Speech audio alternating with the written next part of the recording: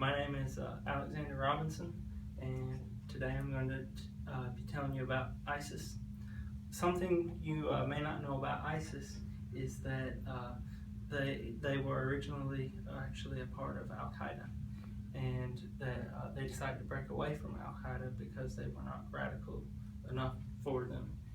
And then that later Al Qaeda actually disowned ISIS because of their different beliefs, where Al Qaeda always tried to have their members be true believers, whereas ISIS wants just get as many members as they can to carry out attacks that being true believers or true Muslims does not matter to them. There are many things that they do as far as beheadings and things that Al Qaeda also did, but then ISIS they don't care about other things like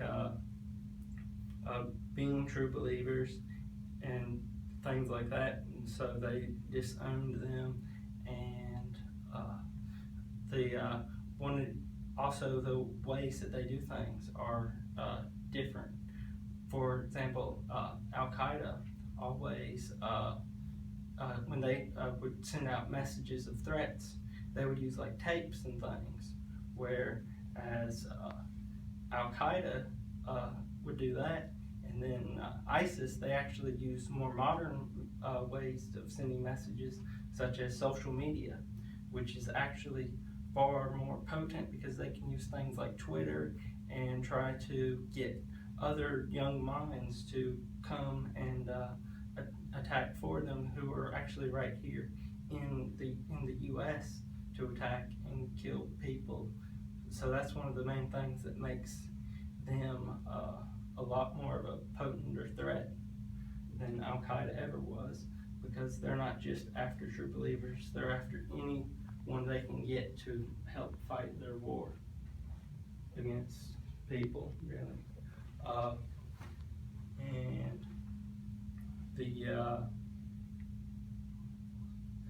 And that is one of the things that makes them harder to fight against this, because it makes it much harder to fight against them that way. There are also groups who try and fight against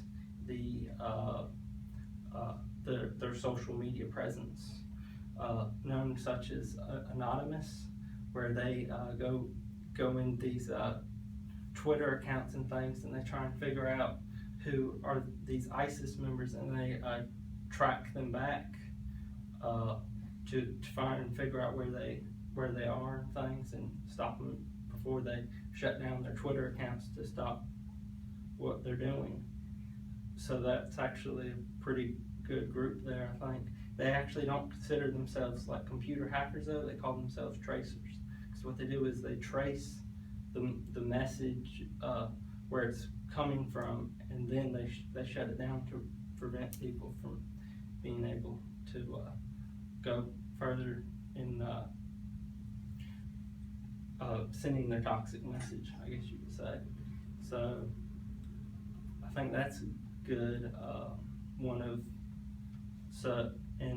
So that's probably one of the good ways that the U.S. can help fight against them, is actually by using these other groups that really aren't part of the military. You don't really know who they are.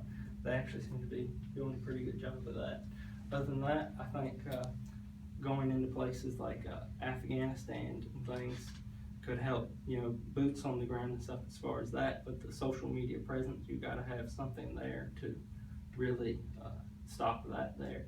That's what really makes ISIS worse than Al Qaeda, I think.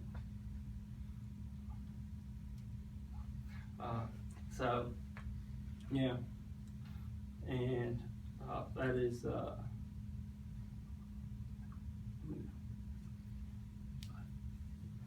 So, is there anybody have any questions? So when did ISIS begin? ISIS began actually in the 1990s, but they didn't become well known until recently in 2014. Where did they begin?